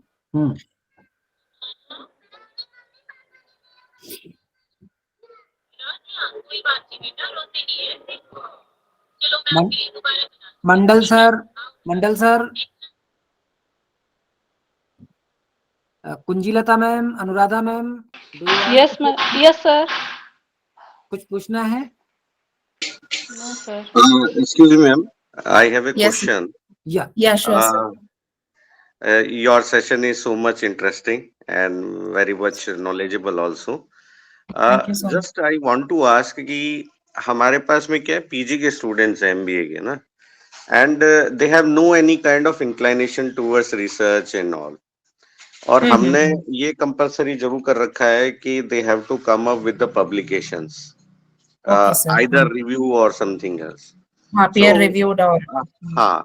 So can you suggest some of the journals or some of the certain publication house where the student can initiate the primary phase में जो journal आप suggest करना चाहें, जहाँ पे Because उनका sir, भी there क्या are, मोरल हाई हो जाए और एक बार बिल्कुल। publication हो इस तरह से. Exactly. There are many peer-reviewed journals, sir, which is not going for much peer review process. I think आपका area कौन सा है, sir? Which area? मैनेजमेंट का एग्जैक्टली मैंने सर्च नहीं किया है sir, because I used to search usually the social science journals and also the ELT journals, English language teaching. So but I think there are a lot of journals, UGC care listed से भी नहीं है, फिर भी there are peer reviewed and refereed journals available. वो आप किसी भी सर्च इंजन में सर्च करेंगे तो I think you will get it. Personally मैंने मैनेजमेंट का जर्नल्स अभी सर्च नहीं किया है. Okay ma'am. Okay, so if possible I can search it, और मैं मजहर साहब को मैं टेक्स्ट भी कर सकती हूँ. कर दीजिए. हाँ, कर दीजिएगा मैम, तो डॉक्टर अभिषेक को शेयर कर देंगे. Excuse me ma'am. हाँ, यस सर. सत्येंद्र बोलिए जी. मैम जैसे कि सपोज कोई डिग्री कॉलेजेस हैं. Okay sir.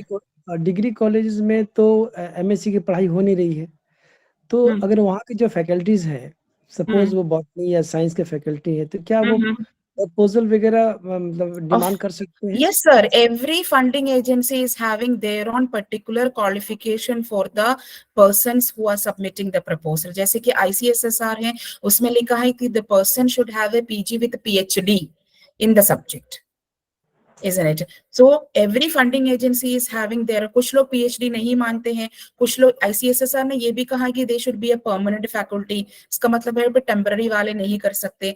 तो every funding agency when they are calling for the proposal, there will be specifications who can apply. Accordingly you have to do it, sir. नहीं ma'am जो degree college में MSc की पढ़ाई तो होती नहीं है, तो वहाँ पे नहीं रिसर्च का पढ़ाई ज़्यादा नहीं होती उससे मतलब नहीं है कि सर, वो लोग ये नहीं पूछ रहे हैं कि आप किस लेवल पे पढ़ा रहे हैं, वो बेसिकली आपके क्वालिफिकेशन पे यूजुअली स्पेसिफिकेशंस देते हैं.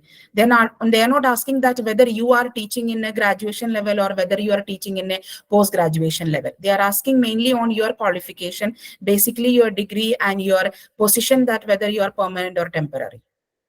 अच्छा मैम, इंफ्रास्ट्रक्चर क्या मांगते हैं? सपोज जैसे कि आप Infrastructure usually वो मांगते हैं कि there should be a complete space in your department in order to do the project. You should have a separate chamber or something else. You should have proper softwares to do the analysis, and you should have a computer system and a printer also. This is a basic infrastructure that they are asking, and there should be a supporting environment from the head of the department and the registrar also. Okay, sure, thank you. Ma'am research project के लिए क्या college का NAC होना भी जरूरी है? नहीं, तभी हम there ले is no सकते हैं? such specifications, no. Okay, ma'am. Most of them do not use that.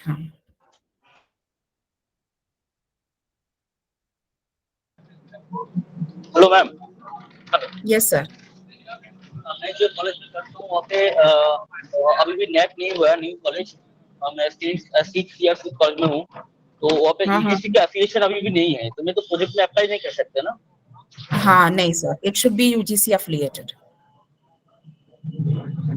अभी तक NAC नहीं हुई तो न्यू कॉलेज है, तो भी अभी UGC का एफिलिएशन जरूरी है, ऐसा नहीं है कि ग्रेड क्या दे रहे हैं. It should be affiliated to the I mean regulatory body. किसी भी regulatory body से affiliation जरूरी है. नहीं देगा ना, तो इसलिए NAC जरूरी होता है. नहीं, NAC accreditation देते हैं सर, affiliation नहीं है. NAC accreditation देते हैं, affiliation नहीं.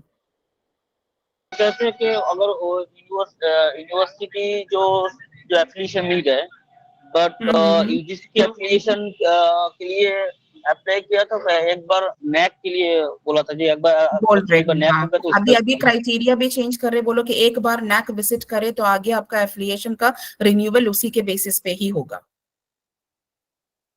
तो once you get it, then only you will be able to apply. Okay, ये उसका अलावा कोई प्रोजेक्ट नहीं अप्लाई कर सकते? हाँ जी सर, क्योंकि वो पूरा उस पे लिखा रहता है sir, related to the guidelines of the project funding agency के गाइडलाइंस में पूरा दिया हुआ होता है कि आप कौन कौन अप्लाई कर सकते हैं, कौन कौन नहीं कर सकते हैं. और एक जानकारी चाहिए मैम, अगर यूनिवर्सिटी में मैं तो कॉलेज अंडर कॉलेज में हूँ, तो यूनिवर्सिटी में एज ए को गाइड जिस तरह काम करना है, तो उसके प्रोविजन क्या है मेरे लिए? As a co-guide, but I don't know, sir. Actually, different universities are having different policies for that. Yeah. Different universities have different policies. In fact, so Dr. Sanwal, it will be better. UGC में ऐसा कोई है जो university का affiliation हो मेरे college में, उस यूनिवर्सिटी में करना है, और इंडिया का कोई यूनिवर्सिटी में ज्वाइन और को-गाइड से काम कर सकता हूँ? हाँ नहीं सर, आप किसी और यूनिवर्सिटी में नहीं, आप किसी और यूनिवर्सिटी में ऐसे को-गाइड अगर अटैच करना चाह रहे हैं, उस यूनिवर्सिटी के रिसर्च गाइडलाइंस एंड पॉलिसीज के बेसिस पर ही होगा ना. ओके. Thank you. ओके नूरा मैम जी सर, आप कोई और कुछ कहना चाहते हैं? Yes sir. जी बोलिए सर. नूरा ma'am, yes sir, thank for your valuable session. I have learned lot of things about research proposal and research project. You told us from the introduction to literature review and hypothesis, etc.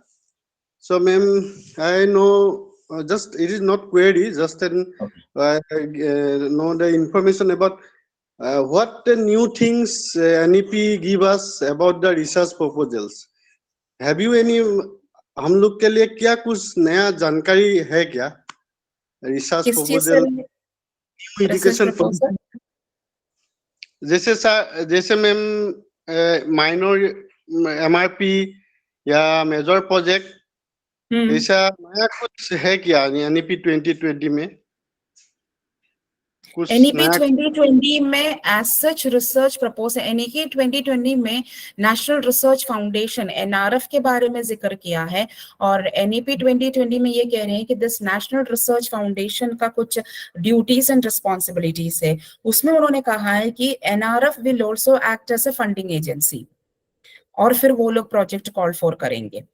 अभी तक establish नहीं है, अभी तक ये हुआ नहीं है, होने वाला है। नेशनल, जैसे कि UGC था पहले, उसी तरह नेशनल रिसर्च फाउंडेशन भी मतलब एक एजेंसी बनेंगे, just like ICSSR, UGC, NEPA and all. NRF भी एक फंडिंग एजेंसी बनेंगे, and they will call for the proposals and it will provide fund to the teachers. Project के बारे में ये जिक्र किया है। Okay, thank you ma'am. Okay okay, thank you. So any of other my friend, किसी को कुछ और पूछना है? Sir, first of all, thank you, Nora Madam, for your very informative session. Actually, I have a request to Sajid sir. Actually, all session have been recorded, I think, and we are not getting any leave. So, by doing lots of responsibility in our college, we are trying to we try to attend all the session. So, can you, sir, please provide any link or something that we can watch it again later? Definitely, Dr. Hassan, we are going to upload it on YouTube, so I'm quite sure you will get it. You will get the Thank you, link. sir. Thank you. It will be very much helpful, sir. Yeah, sure. We'll do it. Right. So I think that was sufficient. So thank you, Noora ma'am. On behalf of UGC HRDC, on behalf of my participants, and on behalf of myself, I'm highly grateful to you. So my friends, there is an announcement for you. Just after Noora ma'am session will be over, there will be a test given to you. It is a 20-question test, and definitely you will get it on the WhatsApp link. So you have to just open the WhatsApp link. Questions will come out. You attempt the questions one by one. Please submit it as early as possible so that we may start validity session at 5:30. So please join on this link. We will start the validity session at 5:30, and meanwhile you submit the test as early as possible. Thank you very much. Thank you so much, everyone, and Thank you so much, sir. Thank you, madam. Thank you so much, much, sir. ma'am. Thank you so much. Thank you so much, ma'am. Sir इसकी time limit क्या होगी? 30 minutes, sir. I think sir told. Okay.